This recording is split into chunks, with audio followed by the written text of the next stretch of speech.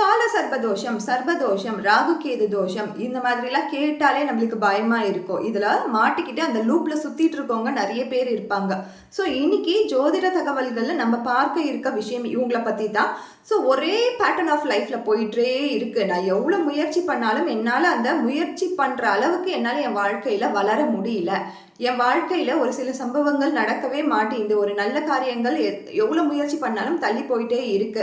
இந்த கால சர்பதோஷம் இருக்கிறவங்களுக்கு வாழ்க்கை பார்க்கும் பொழுது ஒரு லூப் மாதிரி சுத்திக்கிட்டே இருக்கும். ஒரே பேட்டர்ன் ஆஃப் லைஃப்ல தான் இருப்பீங்க. நீங்க எவ்வளவு முயற்சி பண்ணாலும் எவ்வளவு பணம் வந்தாலும் அதுல இருந்து வெளியில வரதுக்கான வாய்ப்புகளே கொடுக்க மாட்டாங்க. திரும்ப திரும்ப திரும்ப திரும்ப திரும்ப திரும்ப கண்டினியூ அதே பேட்டர்ன் தான் போயிட்டு இருக்கும். சர்பதோஷம் சொல்லும் பொழுது அதுவும் ஒரு மாதிரி லூப்ல தான் போகும். ஆனா ஒரு சின்ன டிஃப்ரெண்ட் என்னவா இருக்கும்னா, பல இந்த விஷ ஜந்துவெல்லாம் பார்க்கும் பொழுதோ இல்லைன்னா ஒரு விதமான பயம் நம்மளுக்குள்ளேயே இருக்கும். அது நம்ம 10th ஃப்ளோர்ல இருந்தா கூட அதை பத்தியான பயம் இருக்கும். 50th ஃப்ளோர்ல இருந்தாலும் நம்மளுக்கு அதை பத்தியான ஒரு பயம் இருக்கும். எப்பயுமே அந்த பயம் இருந்துகிட்டே இருக்கும் மனசுல.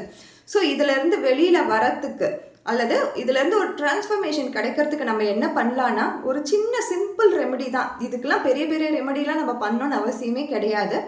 விநாயகர், ஆஞ்சநேயர், நரசிம்மர் அல்லனா வாராகி, இந்த 4 தெய்வங்கள்ல உங்களுக்கு பிடித்த தெய்வங்களுக்கு அந்தந்த நாட்களுக்கு, விநாயகர்னா செவ்வாய் அன்று, நரசிம்மர்னா சனி அன்று, ஹனுமன் சொல்லும் பொழுதும் சனி அன்று, வாராகினா பஞ்சமி அன்று விளக்கு ஏற்றிட்டே வாங்க, விளக்கு போட்டுக்கிட்டே வாங்க. ஒரு நெய் தீபம், ஒரே ஒரு நெய் தீபம் அகல் விளக்குல, மண் விளக்குல நெய் போட்டு நெய் தீபம் ஏற்றிக்கிட்டே வாங்க. உங்க வாழ்க்கையில இருக்கக்கூடிய இந்த மாதிரி பயங்களாக இருக்கட்டும், ஒரே லூப்ல சுத்திட்டு இருக்க பிரச்சனைகளாக இருக்கட்டும், அடுத்த நிலைக்கு நான் போக முடியாம இருக்கேன் அப்படின்ற அந்த பிரச்சனைகள் எதுவாக இருந்தாலும் கண்டிப்பா இவங்களோட அருள் இருந்துச்சுன்னா இவங்களும் உங்களுக்கு பிரீத்தி ஆயிடுவாங்க.